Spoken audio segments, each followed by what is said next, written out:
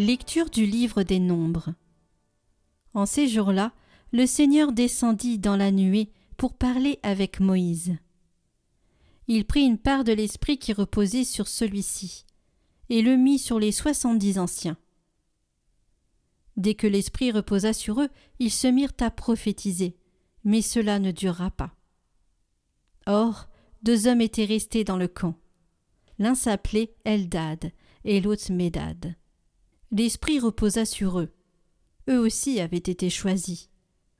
Mais ils ne s'étaient pas rendus à la tente, et c'est dans le camp qu'ils se mirent à prophétiser. Un jeune homme courut annoncer à Moïse: Eldad et Médad prophétisent dans le camp. Josué, fils de Nun, auxiliaire de Moïse depuis sa jeunesse, prit la parole. Moïse, mon maître, arrête-les. Mais Moïse lui dit: Serais-tu jaloux pour moi?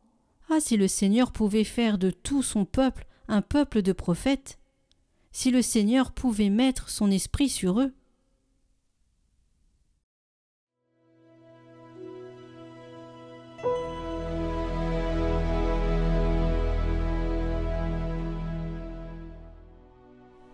Les préceptes du Seigneur sont droits, ils réjouissent le cœur.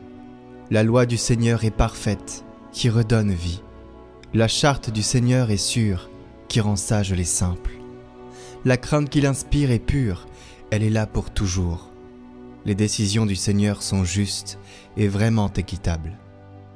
Aussi ton serviteur en est illuminé. À les garder, il trouve son profit. Qui peut discerner ses erreurs?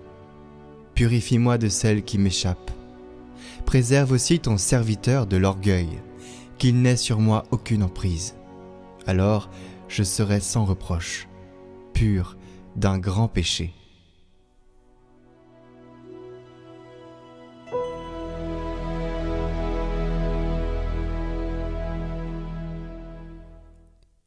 Lecture de la lettre de Saint Jacques. Vous autres, maintenant les riches, pleurez, lamentez-vous sur les malheurs qui vous attendent. Vos richesses sont pourries, vos vêtements sont mangés des mites, votre or et votre argent sont rouillés. Cette rouille sera un témoignage contre vous. Elle dévorera votre chair comme un feu. Vous avez amassé des richesses alors que nous sommes dans les derniers jours. Le salaire dont vous avez frustré les ouvriers qui ont moissonné vos champs, le voici qui crie. Et les clameurs des moissonneurs sont parvenus aux oreilles du Seigneur de l'univers. Vous avez mené sur terre une vie de luxe et de délices, et vous vous êtes rassasiés au jour du massacre.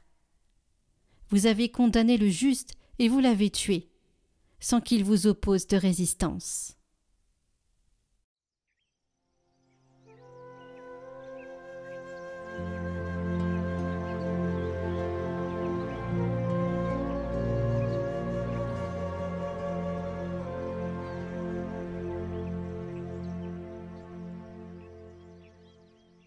Évangile de Jésus-Christ selon saint Marc. En ce temps-là, Jean, l'un des 12, disait à Jésus: « Maître, nous avons vu quelqu'un expulser les démons en ton nom. Nous l'en avons empêché, car il n'est pas de ceux qui nous suivent. » Jésus répondit: « Ne l'en empêchez pas, car celui qui fait un miracle en mon nom ne peut pas aussitôt après mal parler de moi. Celui qui n'est pas contre nous est pour nous. Et celui qui vous donnera un verre d'eau au nom de votre appartenance au Christ, amen, je vous le dis, il ne restera pas sans récompense. Celui qui est un scandale, une occasion de chute pour un seul de ces petits qui croient en moi, mieux vaudrait pour lui qu'on lui attache au cou une de ces meules que tournent les ânes, et qu'on le jette à la mer.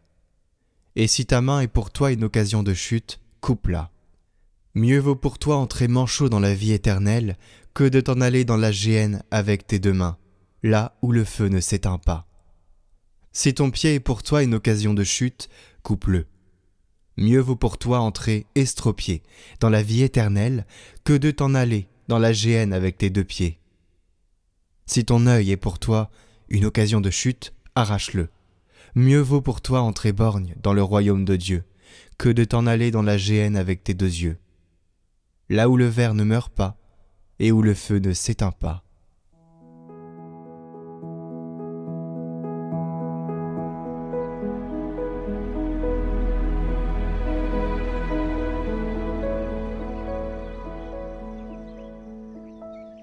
Chers amis de Catogla, dans ce 26e dimanche du temps ordinaire, je voudrais regarder l'Évangile sous l'angle de la mission. Vous savez peut-être que dans beaucoup de villes en France, en tout cas, il y a un congrès mission, plus d'une centaine de villes, en ce week-end, ce qui veut dire que c'est bien aussi, vous voyez, on commence une nouvelle année, de se dire, tiens, comment je vais rendre ma paroisse, ma communauté, là où je suis, missionnaire. Je donne 2 clés qui sont très simples et qui découlent des textes. La première personne à évangéliser, c'est moi, et ça, c'est la première clé. Et la deuxième clé, c'est que être missionnaire, c'est permettre à quelqu'un de nous donner quelque chose. Alors, je reviens sur les deux clés de la mission. Vous avez remarqué que dans l'Évangile, les disciples sont préoccupés par les gens du dehors. Ils disent « Ah, tiens, il y a des personnes là qui expulsent des démons, mais qui ne sont pas de notre communauté. » Bon, alors il faut peut-être que, Seigneur, tu les en empêches. Et c'est intéressant, vous savez, dans l'histoire de l'Église, Dieu, parfois, aime passer par d'autres personnes, d'autres communautés, car nous sommes fermés à la grâce. Je pense au monde protestant avec, vous voyez, tout ce déploiement de la louange. Eh bien, je crois que le monde protestant nous a permis de retrouver une certaine joie, une certaine simplicité dans l'expression de la foi. Je pense aux anglicans avec Alpha. Alpha, ça a donné des centaines de catéchumènes en France, dans le monde catholique. Et Alpha, ce ne sont pas des catholiques. Donc comment le bien passe par des personnes extérieures? Je pense à d'autres personnes comme Gandhi, comme Simone Veil, très intéressée par la Bible et le Christ, mais qui n'a pas demandé le baptême et qui a énormément influencé la philosophie chrétienne aussi. Donc, le Christ, vous voyez, dans ce passage, nous dit, attendez, les gens du dehors, on ne va pas les regarder, c'est pas ça qui est important, c'est plutôt vous, votre personne. Et celui qui est un scandale, une occasion de chute, pour un seul de ces petits qui croient en moi, mieux vaudrait pour lui qu'on lui attache au cou une de ses meules. Donc regarde, si tu as une occasion de chute, ah ça c'est un problème. Si ta main est pour toi une occasion de chute coupe-là, si ton œil, etc. Regarde d'abord toi. Nous sommes la première personne à évangéliser. C'est le drame du chrétien qui parle de la miséricorde et qui ne se confesse plus. Bon. Du chrétien qui parle de la prière et qui ne prie pas. Bon. Donc le drame du missionnaire, c'est quand il est perpétuellement en décalage par rapport à ce qu'il annonce. J'aime beaucoup dans l'Église la vie monastique. Et j'aime bien l'été me reposer dans des monastères parce que le simple fait d'habiter un monastère me replonge dans en fait la finalité de ma vie et l'efficacité de ma vie. L'efficacité de ma vie, c'est quoi? En fait, c'est l'union à Dieu. Un moine, c'est quelqu'un qui cherche dans les activités de son quotidien à convertir son cœur, à être uni à Dieu par tout ce qu'il est, en dehors d'un activisme effréné, en dehors du monastère. Donc ce n'est pas tellement ce qu'il fait qui change le monde, c'est ce qu'il est. Et en quoi cette vie fraternelle et ses activités le changent, lui, d'abord. Dans ce rapport à moi-même, les biens ont une importance pour la mission, et c'est ce que nous dit la lettre de Jacques. Vous savez que Jacques se plaint, il dit « Mais attendez, vous utilisez mal les richesses, d'abord. Vous avez mené sur terre une vie de luxe et de délices. Vous avez condamné, vous avez tué le juste. » C'est terrible, hein, quand on arrive avec nos richesses à faire du mal. Et en plus, vous les avez mal acquises, ces richesses, parce que vous avez frustré le salaire des ouvriers. La richesse, elle est faite pour la mission. Nous sommes propriétaires, oui, d'accord, mais cette propriété privée n'est pas une propriété privante. Elle doit donner la vie. Il y a quelque chose de l'ordre de la destination universelle des biens qui fait qu'on est propriétaire pour quelque chose plutôt que de quelque chose. Donc comment ma propriété, mes biens sont au service de la mission? Le bel exemple dans l'Évangile, c'est Lazare et le riche, vous voyez. Ce riche qui n'a pas profité, entre guillemets, de Lazare, qui lui permettait de faire du bien pour lui-même, pour Lazare et pour la vie éternelle. Donc, comment nous allons nous occuper de nous cette année pour grandir et que nos biens, tout ce que nous vivons, tout ce que nous sommes, eh bien, servent à notre sanctification et servent à la mission. La deuxième chose, c'est être missionnaire, c'est pas simplement s'occuper de soi, c'est s'occuper de l'autre. En fait, comment? En permettant à l'autre de nous donner quelque chose. C'est mon deuxième point. Je reprends l'évangile, hein. Et celui qui vous donnera un verre d'eau au nom de votre appartenance au Christ, amen, je vous le dis, il ne perdra pas sa récompense. Il ne sera pas sans récompense. Donc comment je permets à quelqu'un de me donner un tout petit quelque chose, un verre d'eau, la plus petite chose possible? En fait, du fait que vous appartenez au Christ. Donc il faut que les gens repèrent que j'appartiens au Christ. Vous voyez, la personne qui vous dit « Ah ben moi j'aide le curé du coin parce que le curé du coin il est vraiment sympa et puis il visite les gens et tout ça, donc je l'aide.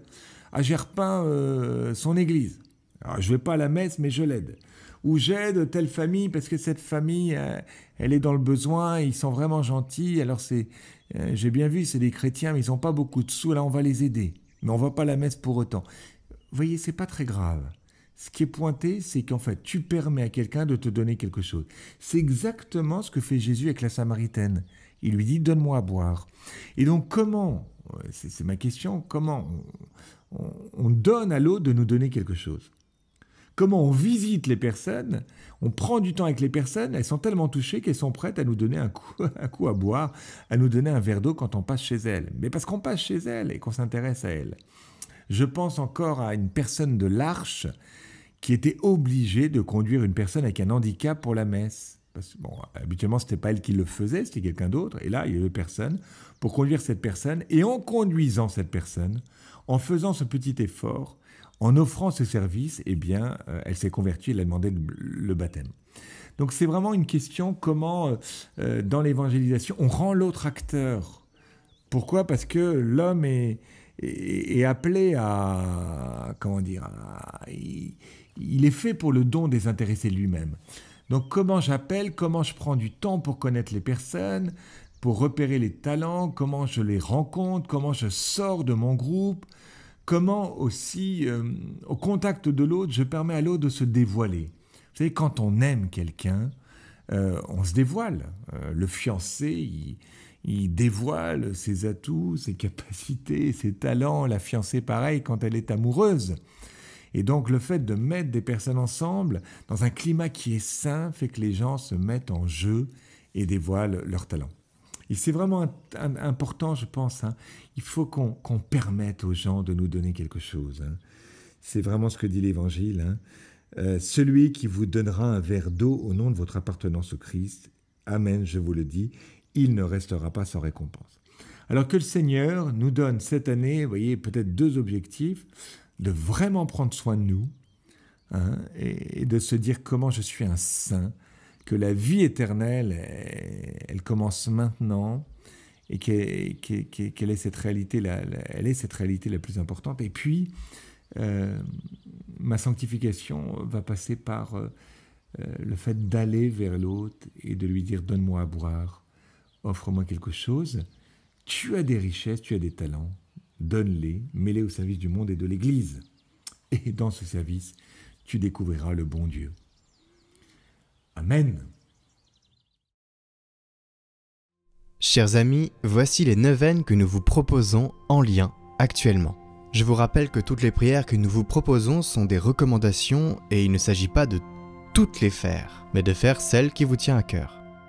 Le 7 octobre, nous fêterons Notre-Dame du Rosaire et pour cela nous vous proposons des rosaires en neuvaine chaque jour jusqu'au 7 octobre et voici en lien le rosaire du jour. Une neuvaine avec le chapelet à la miséricorde divine pour les âmes du purgatoire et pour les âmes qui sont en souffrance. Nous vous proposons donc ce chapelet à la miséricorde divine qui s'affiche maintenant en haut à droite et en description. Il y a la neuvaine à Saint Michel Archange. Il y a la neuvaine à Sainte Thérèse de Lisieux, de l'Enfant Jésus. Et il y a la neuvaine aux trois archanges, Michel, Gabriel et Raphaël. Ces liens sont en description et sur votre téléphone, vous pouvez cliquer sur « Plus » juste en dessous de la vidéo et normalement, ça vous mène vers la page de description et là, vous descendez en bas et vous trouvez les liens des playlists. Prions pour toutes les intentions déposées en commentaire cette semaine. Notre Père, qui es aux cieux, que ton nom soit sanctifié, que ton règne vienne, que ta volonté soit faite sur la terre comme au ciel. Donne-nous aujourd'hui notre pain de ce jour. Pardonne-nous nos offenses, comme nous pardonnons aussi à ceux qui nous ont offensés. Et ne nous laisse pas entrer en tentation, mais délivre-nous du mal. Amen. Je vous salue Marie, pleine de grâce. Le Seigneur est avec vous. Vous êtes bénie entre toutes les femmes, et Jésus, le fruit de vos entrailles, est béni.